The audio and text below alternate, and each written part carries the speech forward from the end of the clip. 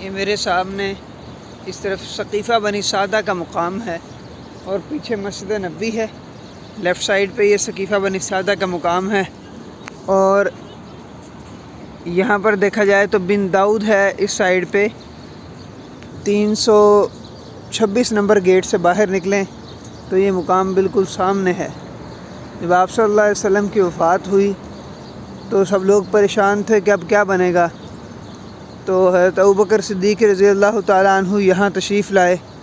अंसार का ख़्याल था कि हमारे में से कोई शख्स एक जो है वो खलीफा बने और एक जो है मुहाजिरीन में से बने। तो हज़रत उमर रज़ियल्लाहु ताला अन्हु खड़े हुए और उन्होंने हज़रत अबू बकर सिद्दीक़ रज़ियल्लाहु ताला अन्हु के हाथ पर बैत करके इस मसले को ख़त्म फरमाया।